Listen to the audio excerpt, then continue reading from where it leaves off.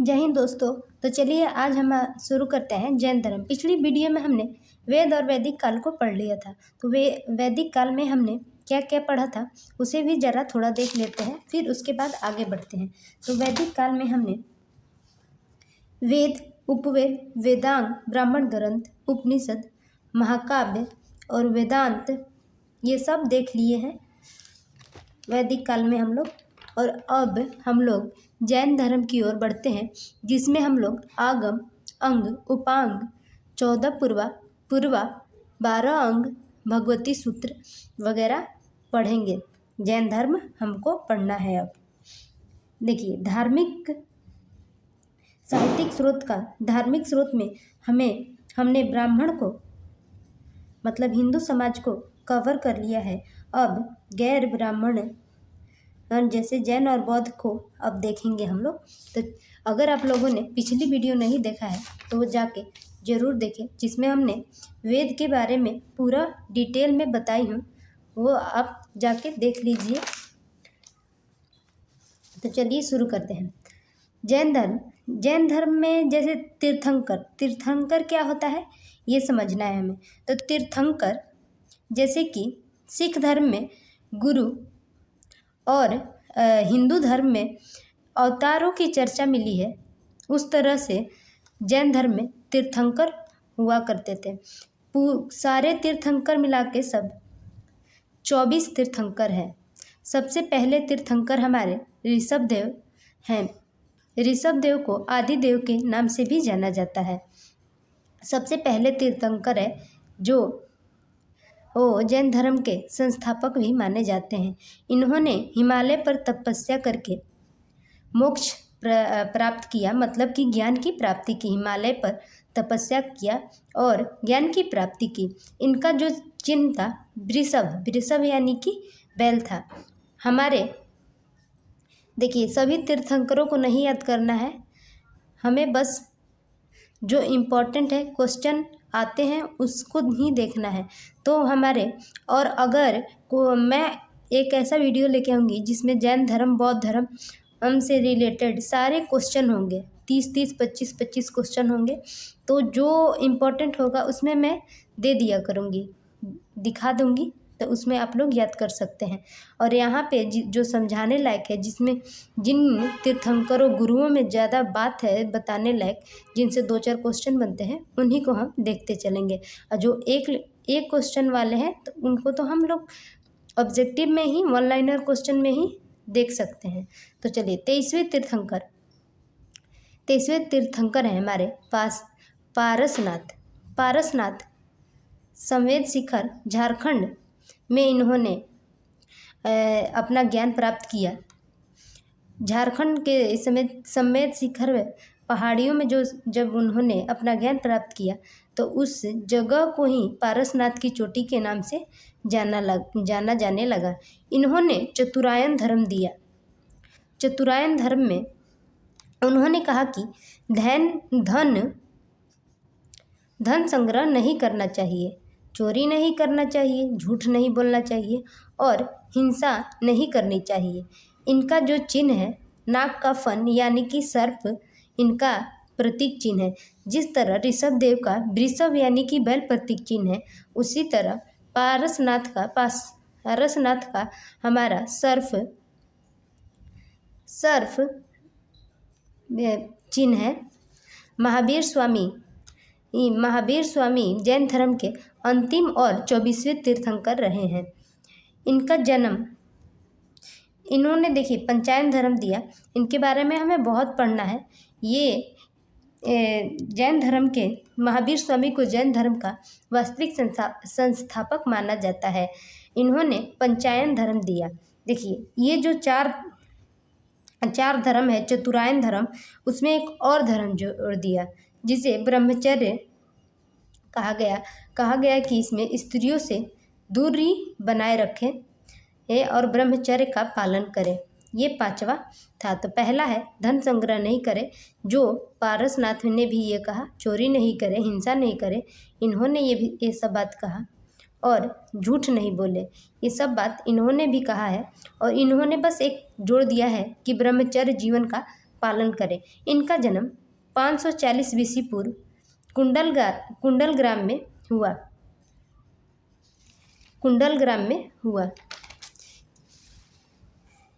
इन्होंने अपना, देखिए इनके बारे में और भी सारी बातें हैं जो हमें जानना बहुत ही इम्पोर्टेंट है, तो मैं उनका अलग से वो नोट्स बना कर रखी हूँ, तो उसे भी देख लेते हैं और फिर जाके चलते हैं।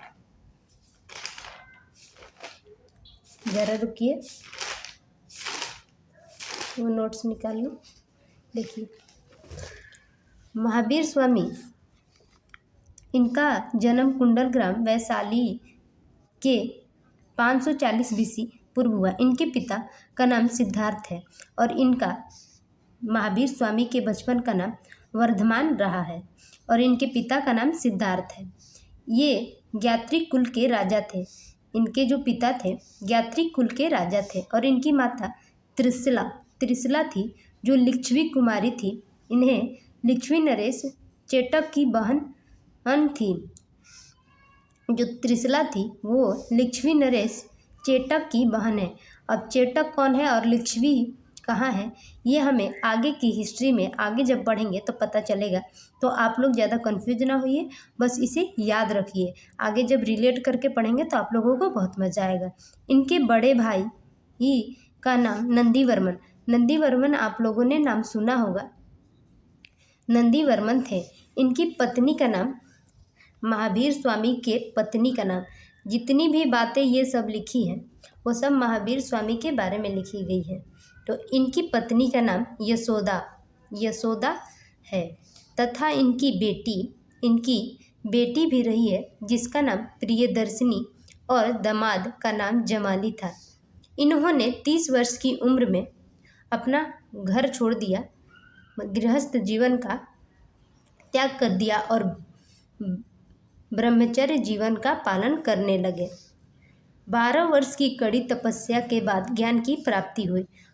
देखिए 30 वर्ष और ये 12 वर्ष, 42 वर्ष हो गए। 42 वर्ष की उम्र में इन्हें ज्ञान की प्राप्ति हुई। ये जाम्बिक ग्राम के साल वृक्ष तथा रिजुपालिका नदी के किनारे ज्ञान की प्राप्ति हुई। ज्ञान की प्राप्ति के बाद इन्हें कैवल्य, जीन और निग्रोध कहा गया। ये तीनों जो शब्द हैं इनसे काफ़ी इम्पोर्टेंट क्वेश्चन बनते हैं, तो ये हम लोग आगे देखेंगे। तो अभी हम लोग आगे बढ़ते हैं। देखिए यहाँ पे मैं लिख भी चुकी हूँ। जीन का अर्थ है विजयी और निग्रोध का अर्थ है सभी बंधनों से मुक्त। मतलब कि महावीर स्वामी गृह त्याग चुके थे और ब्रह्मचर्य जीवन जीने लगे थे, तो वो किसी भी संबंध या बंधन में नहीं बंधे थे और इन्हें ज्ञान की प्राप्ति हो चुकी थी, इसलिए इन्हें निग्रोध भी कहा गया। और इन्हें ये ज्ञान प्राप्ति करके विजयी हो चुके थे, इसलिए इन्हें जीन कहा गया। और कैवल्य मतलब कि जब इंसान को शिक्षा प्राप्त हो गई, मतलब उनको शिक्षा प्राप्त हो गई, तो उन्हें कैवल्य भी कहा जाने लगा। ज्ञान की प्राप्ति को कैवल्य कहा गया। इन्होंने पहला उपदेश राजगृह में दिया और अंतिम उपदेश पावापुरी में दिया। राजगीर और पावापुरी दोनों बिहार में ही हैं और पास में ही है, ज़्यादा दूरी पे नहीं है। इन्होंने ज्ञान प्राप्ति के बाद जैन धर्म को पंचायन धर्म दिया। ये हम पहले जान चुके हैं, जब हम लोग महावीर स्वामी के बारे में पढ़ना शुरू किए थे उसी टाइम पे हम लोगों ने देख लिया था। जो निम्नलिखित इस प्रकार है। देखिए, सबसे पहला है झूठ नहीं बोलना चाहिए। दूसरा, धन संग्रह नहीं करना चाहिए। चोरी नहीं करना चाहिए। हिंसा नहीं करना चाहिए और स्त्री से दूर रहना चाहिए, यानी कि ब्रह्मचर्य जीवन जीना चाहिए। ये पारसनाथ ने चतुरायन धर्म दिया और इन्होंने पंचायन धर्म दिया। इन्होंने जैन धर्म को त्रिरत्न भी दिए हैं। सबसे पहला है सम्यक ज्ञान, सम्यक विश्वास और सम्यक आचरण। त्रिरत्न मतलब कि इंसान को पूरा करता है। उन्होंने एक मर्यादा बनाया कि इंसान को कैसे रहना चाहिए, क्या करना चाहिए। उन्होंने कहा कि इंसान की बुद्धि ज्ञान सम्यक होना चाहिए। उनका विश्वास ऐसा होना चाहिए कि मतलब कि वो किसी और का विश्वास को तोड़ ना सके, और आचरण ऐसा होना चाहिए कि लोग उनका नाम लिया करें। इन्होंने हिंसा का विरोध करते हुए जीव हत्या को अपराध माना और कृषि करने को भी मना कर दिया। ये पुनर्जन्म पर विश्वास रखते थे, जिसका कारण आत्मा को मानते थे।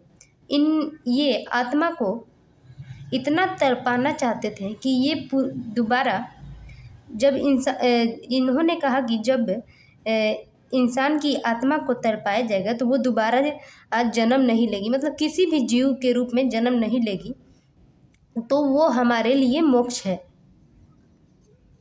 मोक्ष है। इन्होंने आत्मा को सताने को कहा और कठोर संलेखना विधि। अब संलेखना विधि क्या है? संलेखना विधि एक ऐसी विधि है जिसमें इंसान को हर चीज़, हर सुख का त्याग कर देना है। सुख का त्याग करने के बाद किसी जंगल में ऐसी जगह, शांत जगह जाके बिना खाए पिए तपस्या करते हुए संलेखना विधि द्वारा, मतलब कि बिना खाए पिए प्राण का त्याग कर देना ही संलेखना विधि, कठोर तपस्या करके प्राण त्यागना ही संलेखना विधि कहा ही है। और ये ब्रह्मचर्य जीवन को पालन करने को कहा। हाँ, तभी मोक्ष प्राप्त होगा। देखिए, अगर ब्रह्मचर्य जीवन का पालन नहीं करेंगे तो मोक्ष की प्राप्ति नहीं होगा। उन्होंने कहा कि अगर ब्रह्मचर्य जीवन का पालन नहीं करते हैं तो हमें पुनर्जन्म दोबारा देखने को मिलेगा। महावीर स्वामी ने अपने सारे उपदेश 14 पूर्वा में लिखा है।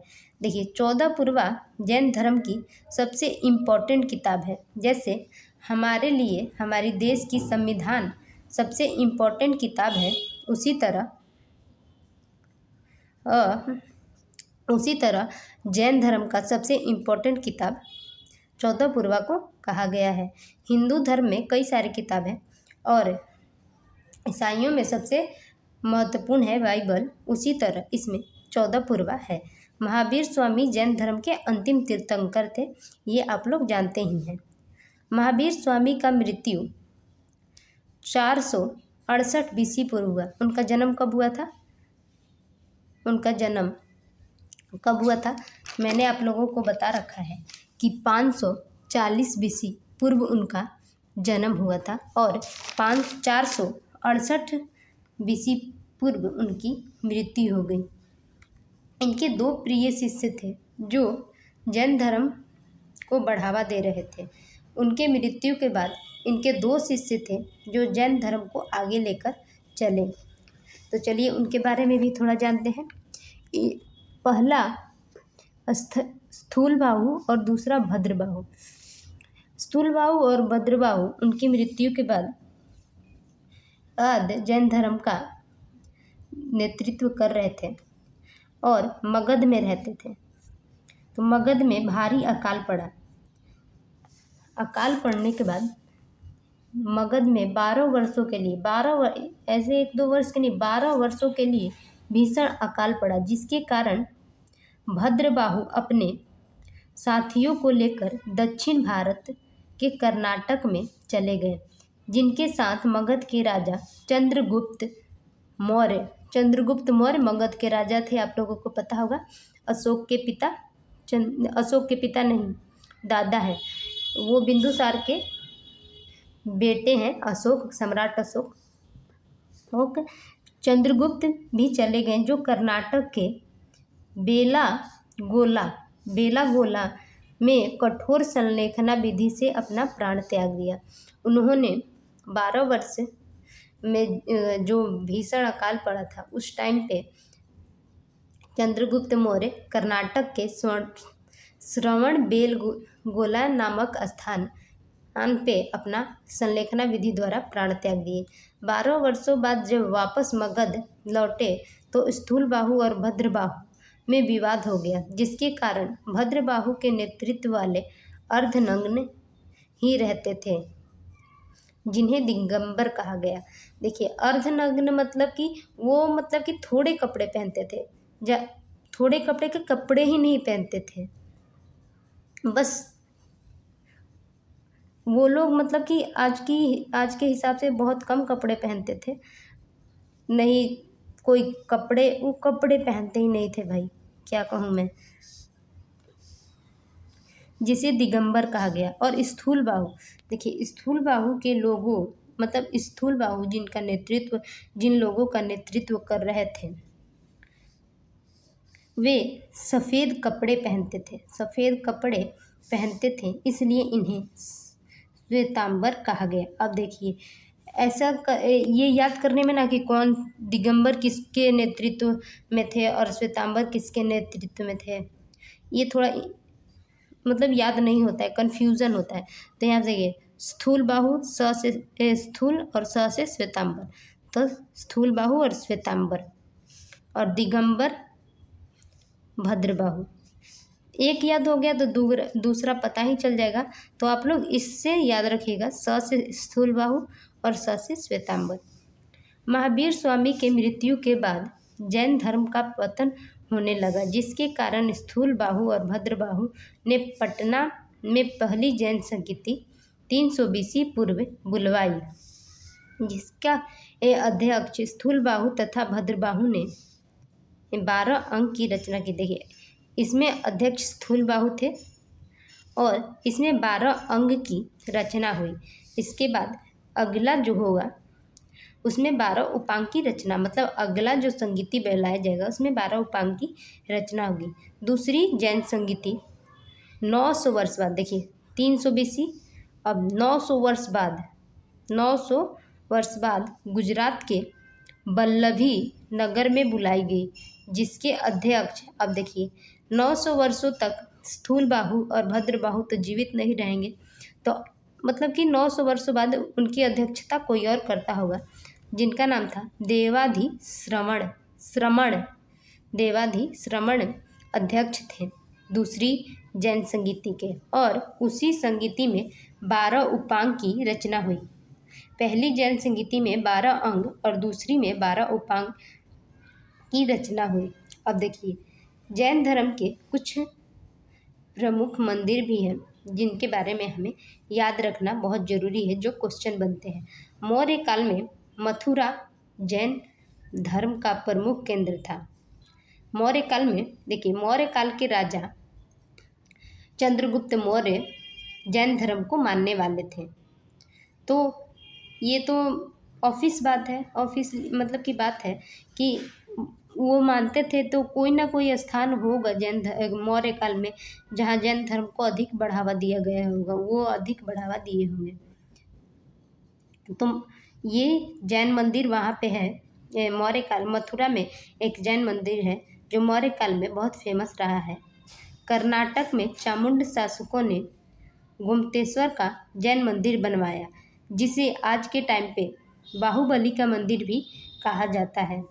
ये जो गोमतेश्वर का बाहुबली मंदिर है, बाहुबली मंदिर यानी कि जैन मंदिर, इसका प्रति खजुराहो में देखा गया है, खजुराहो के जैन मंदिर में। तो देखिए खजुराहो मध्य प्रदेश के चंदेल शासकों ने खजुराहो में जैन मंदिर बनवाया। मध्य प्रदेश में खजुराहो एक जगह है, शहर है, स्थान है, जहाँ पे जैन मंदिर चंदेल शासकों ने बनवाया था। खजुराहो के बारे में एक इम्पोर्टेंट बात है, खजुराहो हिंदू और जैन दोनों का एक पवित्र स्थल है, जबकि अजंता एक जगह है जो बौद्ध, जैन और हिंदू तीनों का एक पवित्र स्थल है। अभी हमें और भी जानना है, जैन और हिंदू तीनों का पवित्र स्थल है। अब देखिए राजस्थान में माउंट आबू पहाड़ियों पर दिलवाड़ा का जैन मंदिर, ये काफ़ी फेमस मंदिर है जो आज भी मौजूद है, और ये क्वेश्चन हमेशा पूछा जाता है, दिलवाड़ा का जैन मंदिर कहाँ पे है, तो वो माउंट आबू में राजस्थान में है, जिसे बीमल शाह के सामंत अधिकारी पशुपाल और तेजपाल ने बनवाया था। माउंट आबू पर जो मंदिर है दिलवाड़ा का जैन मंदिर, उसे किसने बनवाया? तो तेजपाल और वस्तुपाल ने बनवाया था। अब देखिए हमें तुलना करनी है, अंतर निकाला है कि दिगंबर और श्वेतांबर जैन धर्म को किस तरह बढ़ावा दे रहे थे, वो क्या मानते थे, वो क्या नहीं मानते थे। इनके मतलब कि विवाद हुआ तो किस बात पे हुआ था, वो क्या मतलब कि उन लोगों के बीच में मतभेद क्यों हुआ, इनमें कोई अंतर, कोई ऐसी चीज़ आई होगी ना कि इन लोगों ने मतलब अलग अलग कर दिया। तो देखिए दिगंबर और श्वेतांबर, इस तरफ दिगंबर के बारे में लिखा गया है और इस तरफ श्वेतांबर। तो दिगंबर वस्त्रहीन रहते थे, ये वस्त्र नहीं पहनते थे, और श्वेतांबर श्वेत वस्त्र पहनते थे। दिगंबर में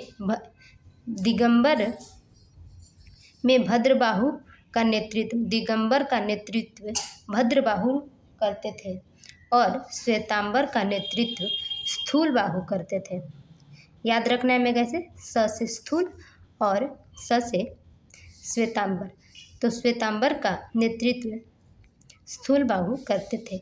ये स्त्रियों को मोक्ष नहीं मिलने पर विश्वास रखते थे, जैसा कि महावीर स्वामी ने कहा।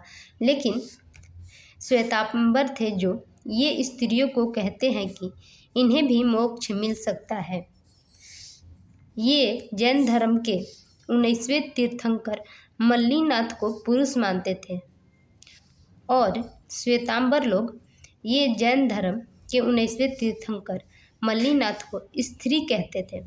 तो ये एक बहुत ही बड़ा इन लोगों के बीच मुठभेद रहा कि महिला पुरुष मतलब उनके ये नहीं पता है, उन लोगों में इस बात के लिए झगड़ा हो गया कि उनका जो तीर्थंकर 19वें हैं स्त्री हैं पुरुष है, इस बात पे उन लोगों को मतलब इतना बड़ा उस झगड़े को बना दिए इस बात को, क्योंकि ये लोग अलग अलग शाखा में बट गए। जैन धर्म का पतन यहीं से शुरू हुआ, इसी बात से शुरू हुआ है। सबसे इम्पोर्टेंट पॉइंट यही है, ये आत्मा को सताने और तकलीफ देने में विश्वास रखते थे, कहते थे तभी मोक्ष मिलेगा। ये ऐसा करने में ज़्यादा विश्वास नहीं रखते थे। ये ब्रह्मचर्य जीवन का पालन करते थे और ये स्त्रियों को सम्मान देते थे, इसलिए ये ब्रह्मचर्य जीवन का पालन नहीं करते थे।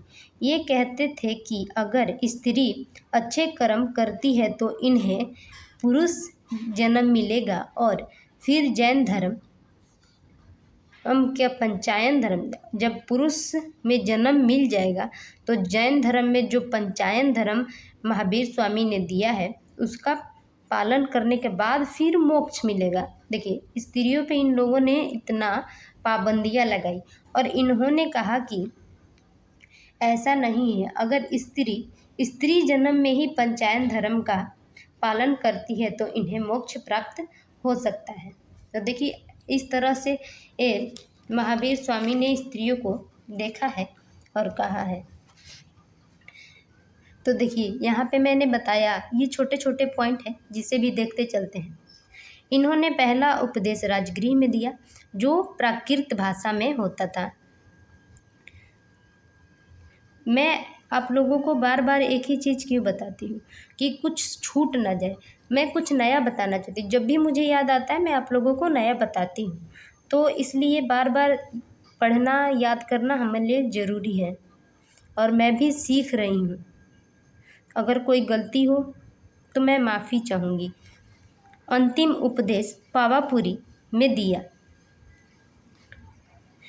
देखिए प्राकृत भाषा को एक और नाम से भी जाना जाता है जिसे अर्धमागधी के नाम से भी जाना जाता है। प्राकृत भाषा को देखिए इस नाम से क्यों जाना जाता है, क्योंकि प्राकृत भाषा अर्धमागधी जो है जस्ट मतलब कि सेम प्राकृत भाषा जैसी बोली जाती है।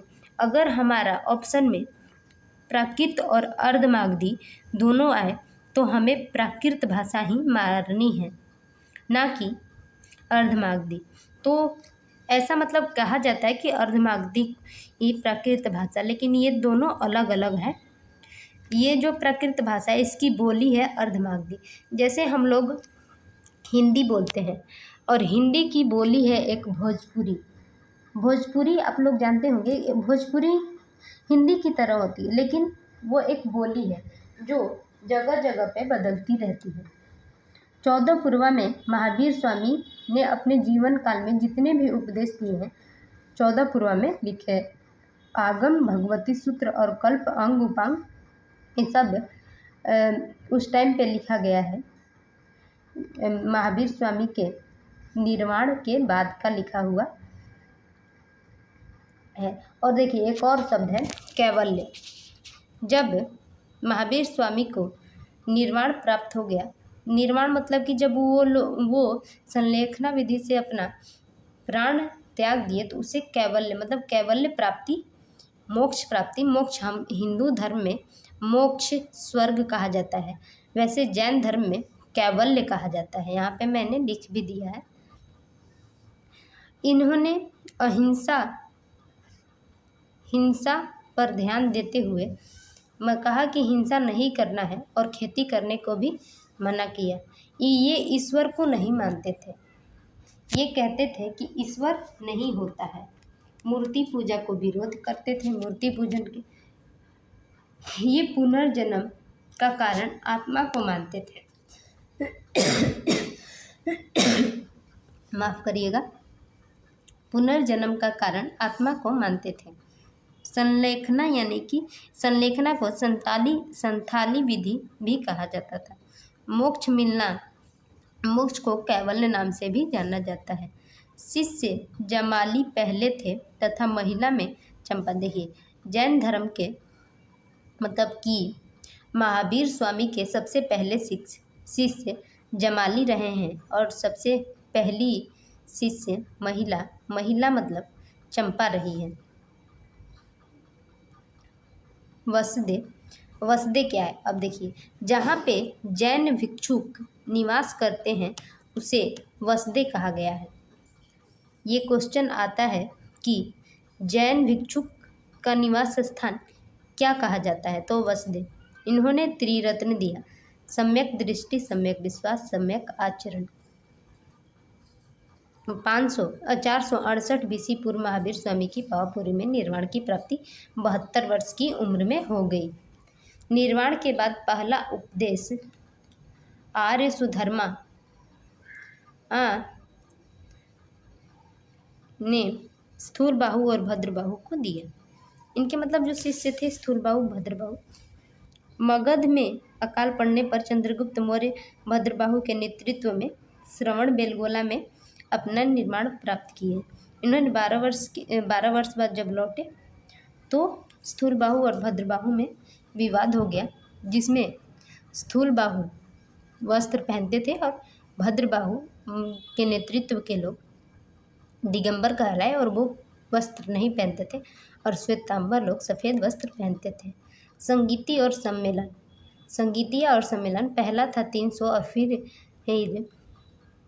900 वर्ष बाद 6ठी शताब्दी में जैन संगीति वल्लभी की अध्यक्षता में करवाई गई, जिसमें 12 उपांग की रचना हुई। स्वार्थिक पुस्तक भद्रबाहु ने लिखा है। जैन धर्म को मानने वाले जो राजा हैं उदाइन, अजातशत्रु, चंद्रगुप्त मौर्य, खारवेल, महाराष्ट्र का जो है राष्ट्रकूट वंश, ये सब रहे हैं। देखिए किसी धर्म को बढ़ावा देने के लिए राजा काफ़ी महत्वपूर्ण भूमिका निभाते हैं। तो ज़्यादा बड़े बड़े राजा जैन धर्म को मानने वाले नहीं रहे हैं, इसलिए इसका पतन जल्दी हो गया। चंद्रगुप्त मौर्य, अजातशत्रु और उदाइन और अजातशत्रु। उदाइन जो है अजातशत्रु का पिता है, जिसकी हत्या अजातशत्रु ने गद्दी के लालच में कर दिया था, इसलिए अजातशत्रु को पितृहंता के नाम से भी जाना जाता है।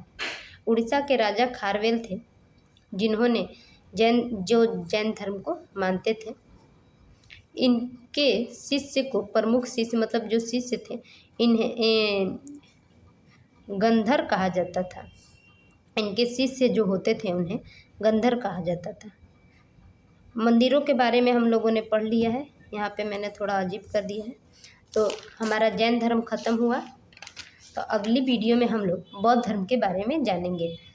तो आज का वीडियो यहीं तक। आशा करती हूँ कि आप लोग संतुष्ट होंगे जैन धर्म के बारे में जान के। मैं जैन धर्म से रिलेटेड 25 या 30 क्वेश्चन लेके आऊँगी, वो वीडियो ज़रूर देखें। जय हिंद।